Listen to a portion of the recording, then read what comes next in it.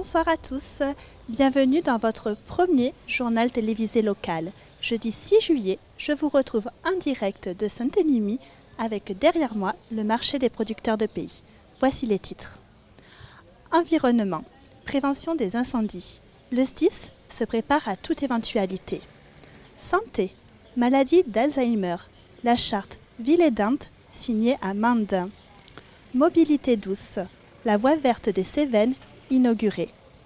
Production locale, 2 recettes de cola à découvrir cet été. Je vous rappelle que vous êtes bien en direct du JT Lozère. En 2022, près de 1360 hectares de forêt sont partis en fumée entre la Lozère et l'Aveyron. 3000 personnes ont été évacuées. La conséquence d'un été chaud, sec et précoce. Si l'été 2023 semble mieux engagé avec des pluies abondantes ces dernières semaines, le service départemental d'incendie et de secours se prépare à toute éventualité. Un reportage de Marion Guibaudot et d'Éric Michel. Couverte à près de 45% de forêt, la Lozère est un terrain de jeu prisé des randonneurs et campeurs. C'est aussi un département sensible aux feux de forêt. Des équipements performants sont nécessaires pour soutenir le travail des sapeurs-pompiers sur le terrain. Nous, localement, on a fait un énorme travail sur la formation. Avec depuis un an beaucoup de formations nouvelles, de la formation des acquis, parce qu'en fait il faut toujours rester apte à pouvoir armer et partir. Donc ça a été des dizaines de stages qui ont été organisés par le service formation.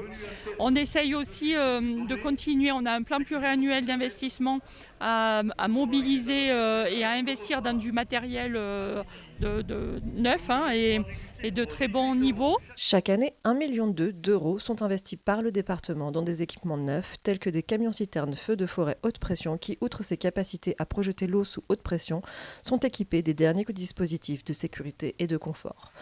De plus, les sapeurs-pompiers lozériens seront équipés de nouveaux vêtements de protection financés via une dotation exceptionnelle du département de 300 000 euros. Nous, c'est un plan pluriannuel. On n'a pas attendu l'été dernier. On l'a lancé depuis 2016. C'est le président Courstès qui l'a fait. Mais évidemment, on continue à se mobiliser fortement. Mais après, rien n'est possible sans l'engagement et le volontariat des hommes et des femmes qui sont tous des volontaires.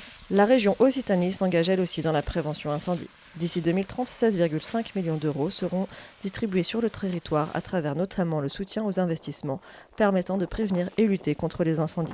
Ces 16,5 millions d'euros serviront notamment à l'installation de points d'eau, des systèmes de surveillance, des pistes d'accès et à l'accompagnement des communes dans la définition et la mise en œuvre d'un plan de débroussaillement ainsi qu'au renforcement du pastoralisme et de l'agroforesterie. Mais pour éviter les incendies cet été, la vigilance reste le plus sûr moyen de ne pas déclencher de catastrophe. Aux gens qui viennent en Lozère, aux locaux, et j'allais dire pour tout citoyen français, dès lors qu'on va arriver dans des zones où le risque de feu de forêt peut être important, il faut quand même avoir à l'esprit en permanence qu'on peut être acteur d'une catastrophe majeure. Donc c'est des règles de prudence qui s'imposent.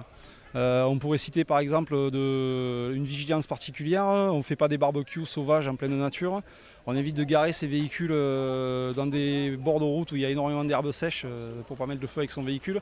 Pour aider cette vigilance, depuis le 1er juin et jusqu'au mois d'octobre, Météo France publie chaque jour un bulletin, une météo des forêts, présentant les risques d'incendie par département, disponible sur leur site.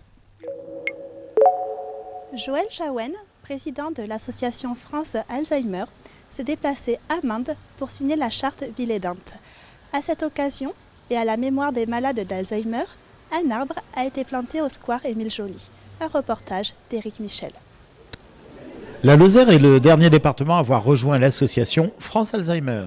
C'est une maladie très complexe que l'on ne sait pas encore guérir. Toutefois, notre connaissance de ces facteurs de risque et de ces mécanismes évolue de façon spectaculaire depuis quelques années. À l'occasion de la venue de son président national a été planté un hêtre, témoin du partenariat fort entre l'association France Alzheimer Lozère et la ville de Mende. L'association départementale de Lozère vient de signer un partenariat de ville aidante avec la ville de Mende. Et c'est la concrétisation, la symbolisation du plantage de l'arbre. Le principal facteur de risque est l'âge. L'incidence de la maladie augmente généralement après 65 ans et plus conséquemment après 80 ans. L'environnement joue également un rôle important.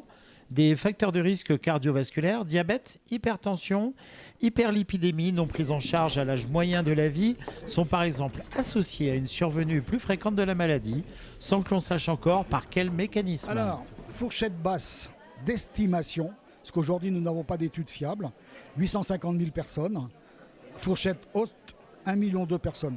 Et en sachant que ça va augmenter à l'horizon 2030-2035, on va atteindre les 2 millions de personnes. La sédentarité est un autre facteur de risque, ainsi que les micro-traumatismes crâniens constatés chez certains sportifs, les rugbyman par exemple, ou les boxeurs. Il est urgent qu'on s'occupe de cette cause avec une émergence très inquiétante de malades jeunes, alors qu'on a vraisemblablement, on associe facilement la maladie à du vieillissement. Il y a aussi l'émergence de malades jeunes qui est préoccupante. L'association France Alzheimer Lozère a pour mission de former, d'informer, d'accompagner, d'orienter et de soutenir les personnes malades et leurs proches aidants. Un jour, un chercheur m'a dit, vous savez, monsieur Jaouen, le cerveau, ce n'est pas une forêt, c'est une jungle. Mais gardons espoir. D'ailleurs, en étant des financeurs de la recherche, et que nous avons espoir en la recherche. J'espère de tout cœur qu'un jour, on me demandait quel est mon vœu le plus cher, c'est qu'un jour qu'on n'ait plus besoin de l'association France Alzheimer, ça veut dire qu'on aura trouvé la solution. Samedi 1er juillet a été inauguré le premier tronçon de la voie verte des Cévennes, la Cévenole, reliant Florac à Saint-Julien-d'Arpaon d'une part et le Collet des Dèzes à Sainte-Cécile-d'Andange d'autre part, en présence des élus du département et du préfet Philippe Castanet. Un reportage de Marion Guibaudot et d'Éric Michel. La piste était très bien, elle est très accessible, c'est un très beau paysage, elle est bien entretenue, c'est formidable, et les infrastructures sont nickel, il y a des panneaux explicatifs. Nous on est des fans de pistes vertes, donc voilà. On reviendra avec le chien. Cette voie reprend le tracé historique de l'ancien chemin de fer départemental qui reliait Florac à Sainte-Cécile-d'Andange. Elle est ponctuée de panneaux informatifs qui permettent aux usagers de mieux découvrir les richesses naturelles, culturelles et historiques de ce linéaire. C'est une bataille de longue date, comme on vient de l'entendre. Moi, ça fait 27 ans que je suis élu et ça fait 27 ans qu'on parle de cette voie verte. Projet d'envergure mené par le département de la Lozère et les communes concernées regroupées dans le syndicat mixte de la ligne verte des Cévennes, le coût total de cette première tranche de travaux s'élève à 3,7 millions d'euros.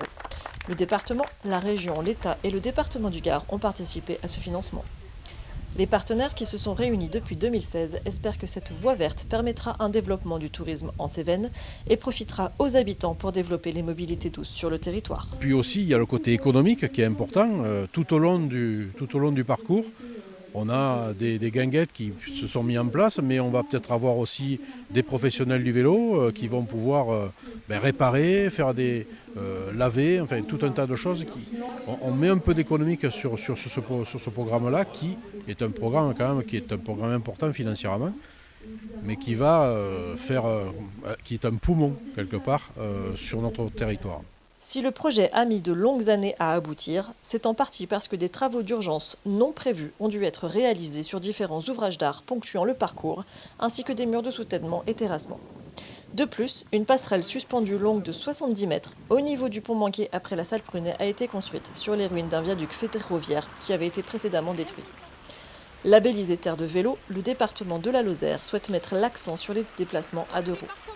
Une stratégie vélo devrait d'ailleurs être élaborée dans les prochains mois pour mieux intégrer le vélo comme moyen de déplacement du quotidien. Et si la boisson de cet été était lozérienne? 2 brasseries ont élaboré leur propre recette de cola. Une boisson à découvrir en terrasse cet été. Un reportage d'Éric Michel. Au premier regard, une promesse gustative d'une boisson rafraîchissante, gazeuse. Alors que la brasserie de la Jonde se tourne résolument vers des produits bio, la brasserie de Lozère, la 48, se tourne quant à elle vers des saveurs qui évoquent notre enfance. Alors c'est pas que j'ai fait le tour des bières très très loin de là, mais j'avais envie de sortir un produit autre et surtout aussi sans alcool pour nos distributeurs. Quand on fait les foires aussi, on est là pour les parents, mais il y a souvent des enfants. Et en fait, on nous a souvent demandé limonade ou cola. Donc voilà, un peu l'idée, elle est venue de là. Au final, les recettes sélectionnées sont le fruit de longues recherches afin de définir pour chacune des marques leur propre identité. C'est comme tout ce que j'élabore, c'est des dizaines et des dizaines d'essais avec sucre, caramel, jusqu'à ce que elle soit à notre goût. Et on espère au goût de nombreuses personnes. Ne cherchez pas les similitudes avec un célèbre cola. Les deux brasseries lozériennes ont élaboré chacune une recette originale, mais surtout artisanale. Au contraire, c'est de trouver sa propre identité.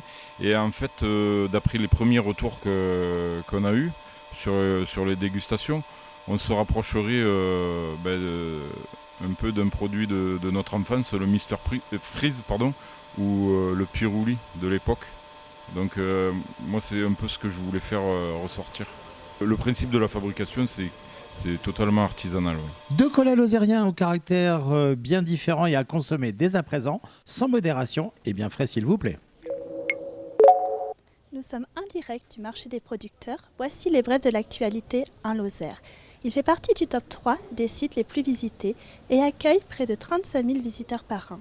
Le Vallon du Villaret, cet objet culturel non identifié, posé en haute vallée du Lot, a fêté le 17 juin dernier ses 30 ans. Retour en images sur une soirée exceptionnelle.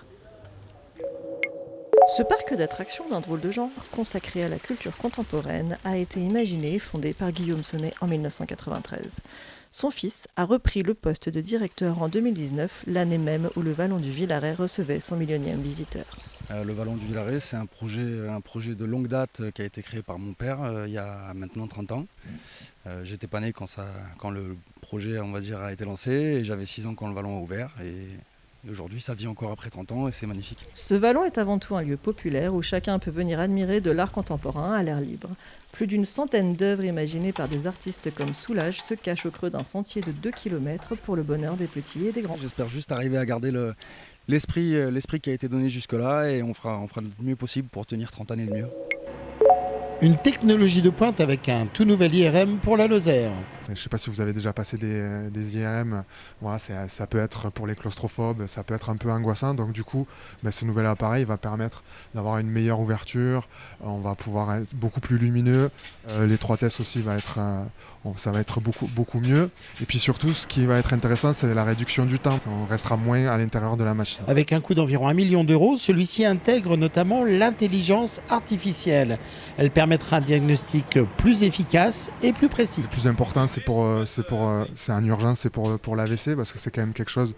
Nous, on est quand même l'hôpital un peu central, donc c'est quand même une vraie aide d'avoir un IRM parmi nous. Et puis nous, on fait un peu de tout sur l'IRM. On est assez généraliste on n'est pas spécialisé sur la neuro ou on fait un petit peu de tout. Donc je pense que c'est assez confortable, ça évite d'aller à Montpellier, et on a encore des rendez-vous qui sont soutenables. La Lozère ne compte pas moins de 3 pôles de pleine nature, l'Aubrac, le Mont Lozère et le Mont Égual. À vous les grands espaces infinis avec la pratique de nombreuses activités de sport en plein air. Sur le Mont Lozère, vous avez près de 900 km d'itinéraires balisés, pédestres, équestres, VTT, trail. Pour les activités de pleine nature, c'est le top. On allume la trottinette et on passe les vitesses, donc il y a 5 vitesses.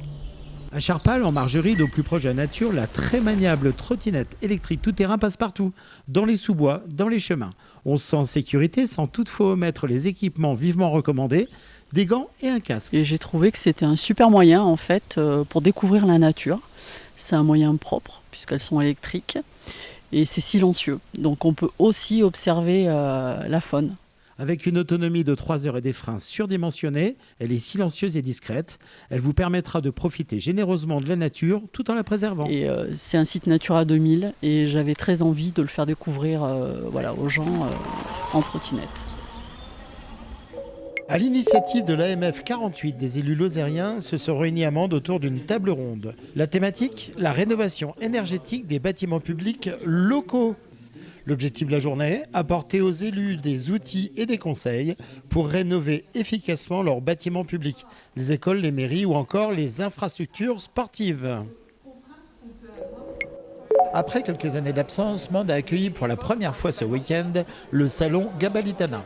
Un espace totalement gratuit dédié au cheval, à la chasse, à la pêche et à la nature. L'État et les fédérations, les associations étaient présents non seulement pour informer le public, mais aussi pour le divertir. Corps de chasse, exposition de chiens, sculpture sur bois à la tronçonneuse. Ce matin, j'avais fait un brochet. Des espaces vente de matériel ont ravi les visiteurs qui ont répondu présents malgré une météo capricieuse. Gabalitana, c'est en fait le premier nom des habitants de Gévaudan, donc les Gabales. Et après, par un peu effet de tour de table, ça s'est transformé en Gabalitana dans l'idée d'avoir un peu un naming aussi sur l'événement. Ce fut un moment ludique et familial, mais aussi d'échanges professionnels. Et durant 2 jours, les visiteurs ont pu assister et tester à de très nombreuses activités, comme la pêche au brochet avec un simulateur interactif fort réaliste, à la présentation de rapaces issus d'une fauconnerie, le tout agrémenté d'impressionnantes démonstrations en vol, ou encore à l'exposition nationale d'élevage de chiens griffons du Nivernais. Un salon qui a fait son grand retour en Lozère à l'initiative des fédérations départementales de chasse et pêche, de la FAC 48, la Fédération des associations de chasseurs aux chiens courants de la Lozère, la chasse Saint-Hubert, Manchastel-Nouvelle, le Mandors Club et Kisso. 14 000 licenciés, fédération de pêche, des cartes, différents types de cartes appropriées à chaque personne, femme découverte, à la semaine, à la journée. Donc c'est parfait. On a tout pour accueillir tout le monde. La prochaine édition de Gabalitana, un salon 100% nature, est à retrouver dans 2 ans. Jeudi 29 juin, la Chambre d'agriculture a accueilli Amande Olivier Allemand, commissaire général du concours général agricole depuis 2021. Une cérémonie avait été organisée pour féliciter les nombreux agriculteurs lozériens médaillés lors du Salon de l'agriculture qui s'est déroulé en février à Paris. Fromage de chèvre, châtaigne, bière ont été récompensés et les producteurs se sont vus remettre un diplôme ce jeudi, en plus des palmes à apposer sur leurs produits pour qu'ils soient identifiables dans les points de vente. Ces médailles sont une reconnaissance de la qualité des savoir-faire locaux et synonyme d'une augmentation des ventes de 20 à 40% pour les produits et les vins. Les éleveurs n'ont pas été oubliés lors de cette cérémonie puisqu'ils ont récolté de nombreuses médailles, eux aussi, lors du salon de l'agriculture, notamment en race Aubrac puisqu'ils sont revenus avec des prix de championnat et de section. Au total, ce sont 5 123 médailles qui ont été décernées dans les catégories produits et vins à la suite d'une sélection exigeante par plus de 7000 jurés. Olivier Allemand a tenu à remercier les producteurs et éleveurs de leur présence et de leur fidélité à ce concours qui se prépare de longs mois avant la compétition. Ce dimanche 2 juillet, 4 fermes ont accepté d'ouvrir leurs portes au grand public lors de l'opération Ferme ouverte menée par la Chambre d'agriculture de Lozère depuis 14 ans, chaque année dans un lieu différent du département. Objectif de l'opération, faire découvrir toutes les facettes du territoire au grand public et les diverses agricultures se pratiquant en Lozère. Entre les lobbies et les bondons, l'opération a permis à tout un chacun d'échanger avec 4 agriculteurs sur leur métier, découvrir les productions du territoire et mieux comprendre les enjeux auxquels ils sont confrontés dans leur quotidien.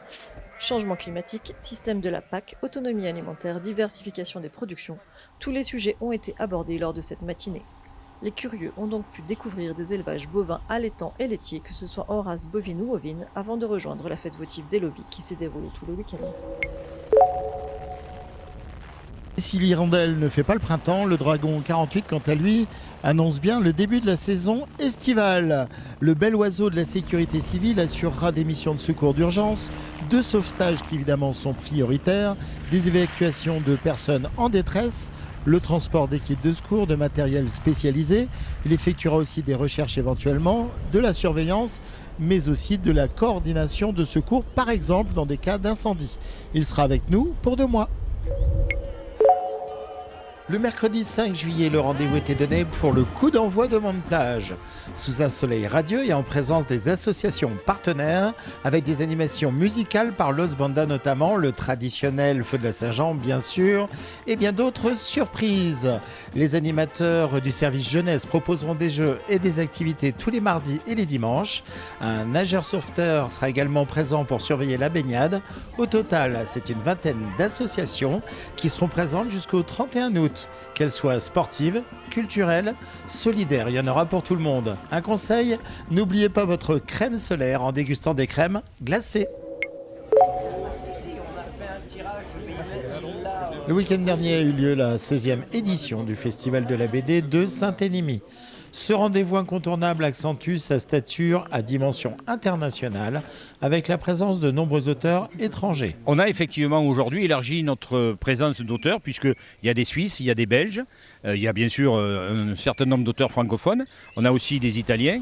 Donc ça veut dire que toute la BD est représentée, à la fois en termes géographiques, mais surtout en termes de nature de production. Et c'est ça qui est intéressant, puisque la typologie de l'ensemble des BD est présente depuis le roman graphique aujourd'hui en tendance, jusqu'à la BD classique franco-belge ou en ligne claire, en passant par des choses beaucoup plus originales, des écoles de type Fil Glacial ou autres, qui ont leur place ici chez nous, comme d'autres auteurs indépendants. Au cours de ces 2 journées, les visiteurs ont pu non seulement échanger avec leurs auteurs, mais également participer à de nombreux ateliers, à l'image de ces très jeunes auteurs de l'école de Saint-Énimie qui ont réalisé une BD au titre évocateur, Sabula Saint-Énimie. Des nouvelles tendances se dessinent tout en abordant tous les styles allant du médiéval au manga. C'est tout. Je crois que c'est ça qui fait que la BD est en tendance.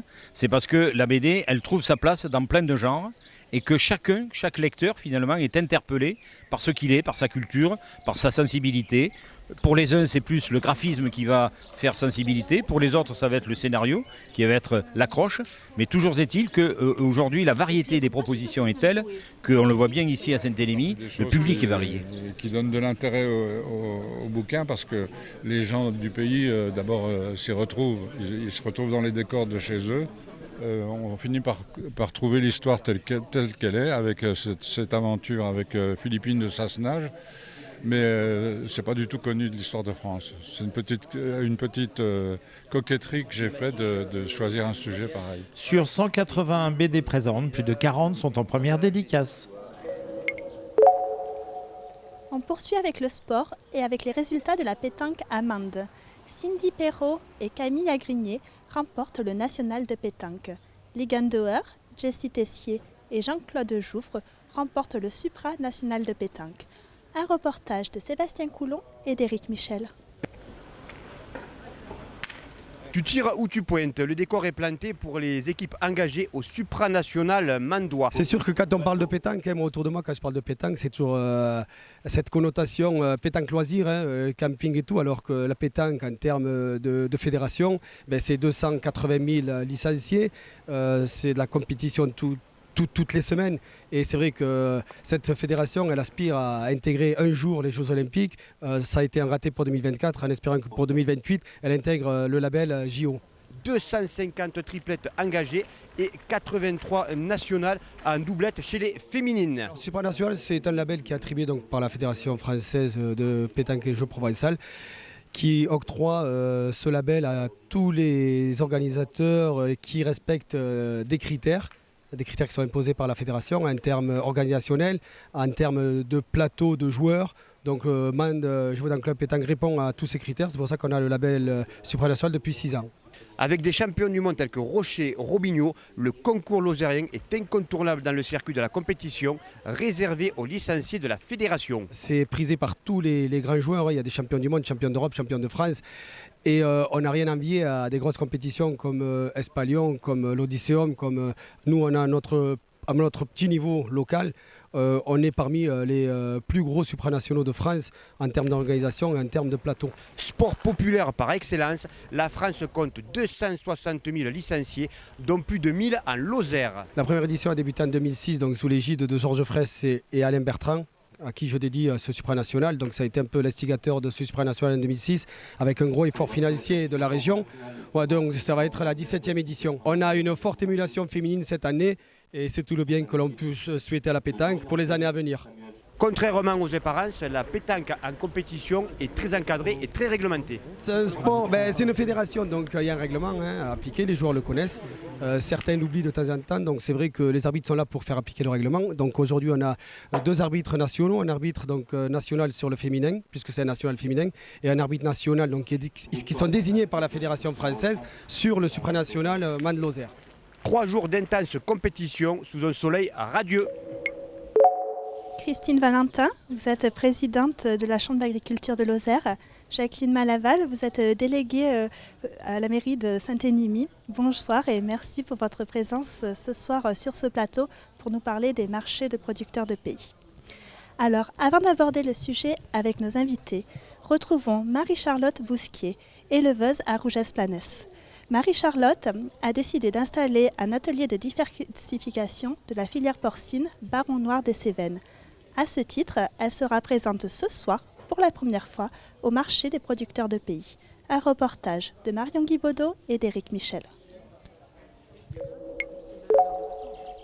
Alors que la ferme de Rouges-Paré démarre son atelier de production porcine dédié à la filière Baron des Cévennes, Marie-Charlotte Bousquet a décidé de se faire connaître sur quelques marchés locaux, dont celui de Saint-Énimie.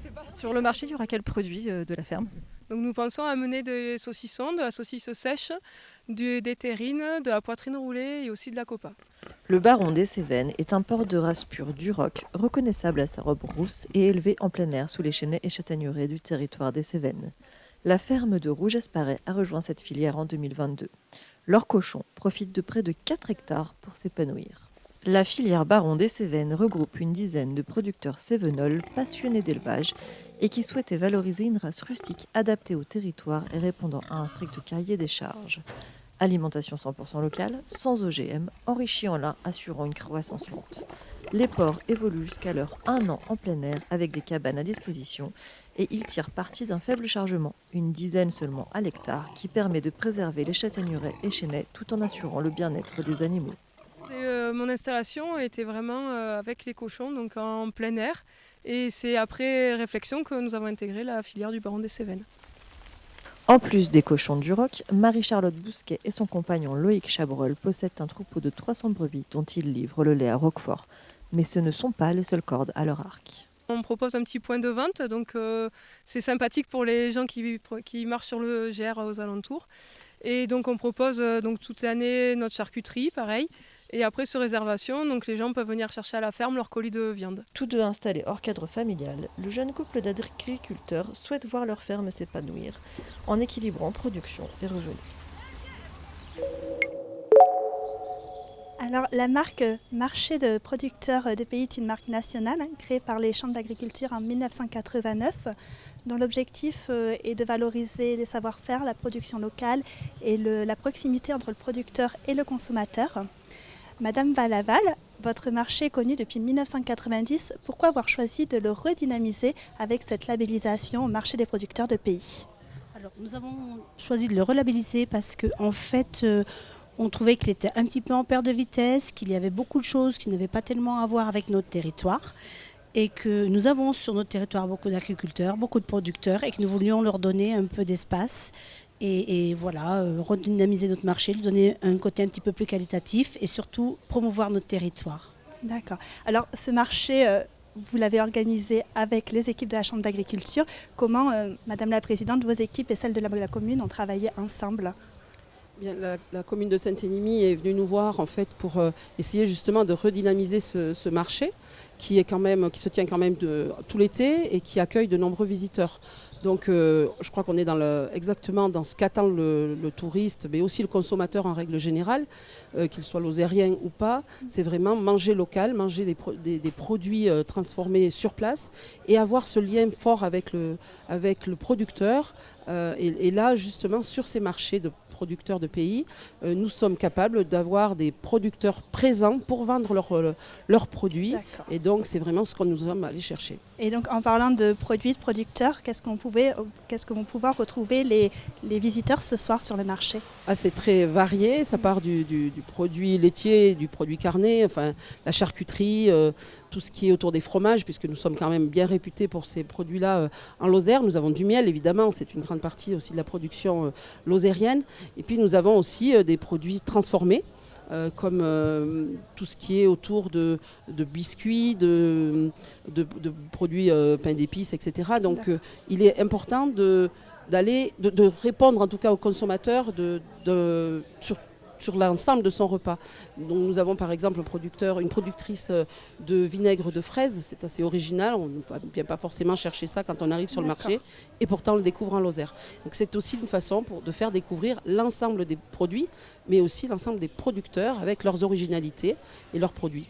Et j'imagine que ça n'a pas été facile de sélectionner les produits et les producteurs qu'on retrouve ce soir. Quels ont été les critères de sélection ? En fait, les marchés de producteurs de pays, alors c'est une question de dimension sur le marché. Est-ce qu'on a assez de place pour en mettre plus ou pas? Là, la question s'est plutôt posée sur essayons de trouver des producteurs locaux, sur la Saint-Énimie et les cantons avoisinants. C'est plutôt le premier critère, c'est vraiment essayer de trouver du local. Et puis, si les consommateurs veulent d'autres produits, il y a aussi d'autres villes qui organisent des marchés de producteurs de pays. Ils trouveront aussi des produits ailleurs et innovants. Donc là, c'était vraiment le premier été à Saint-Énimie. C'est ce qu'on voulait vraiment, me semble-t-il, rendre un marché innovant, un marché différent. Et justement, avec la participation, en venant chercher à la Chambre d'agriculture, c'est ce qu'on a essayé de répondre. Et puis on est allé un peu plus loin. On a parfois à Saint-Énimie quelques problèmes pour se garer. Pas tant qu'il n'y ait pas de place, mais parce qu'il y a beaucoup de monde. Donc on a aussi fourni un service complet. Alors peut-être que Madame Malaval, vous pourriez peut-être nous parler de ce service complet qui a été fourni pour faciliter le stationnement. Oui, alors pour la première année, nous avons réfléchi à un moyen de faire venir les gens plus facilement à Saint-Énimie sans qu'ils aient des problèmes pour se garer. Donc nous avons mis en place des navettes, donc des navettes gratuites qui vont aller du village vacances de Blajou, qui est municipal, jusqu'à Saint-Chély-du-Tarn.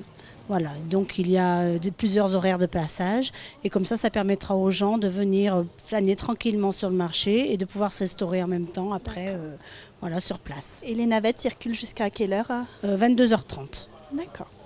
Alors en une idée très courte, Madame Valentin, quelle complémentarité faites-vous entre le marché de producteurs de pays, l'agriculture et le tourisme rural? C'est souvent une diversification, mais une diversification qui prend finalement de plus en plus de place dans le revenu des agriculteurs. Les agriculteurs qui se sont spécialisés finalement pour aller de la production jusqu'à la transformation et jusqu'au consommateur, ils trouvent un revenu complémentaire qui devient parfois très intéressant et qui prend le pas, entre autres sur des périodes estivales où on a quand même en Lozère de nombreux touristes. C'est vraiment un complément de revenu qui permet aussi d'installer des jeunes qui ne trouveraient pas forcément leur place ou leur revenu sur des exploitations traditionnelles et qui vont, par la transformation, chercher un revenu et donc pouvoir s'installer en Lozère. C'est le cas de Marie-Charlotte, comme on l'a vu tout à l'heure. D'accord. Et vous, Madame Malaval, comment vous répondriez à cette question-là de complémentarité entre le marché des producteurs de pays, l'agriculture et le tourisme rural? Je pense que c'est un peu un tout, parce que le tourisme qui vient chez nous, c'est quand même un tourisme qui vient pour faire du tourisme vert.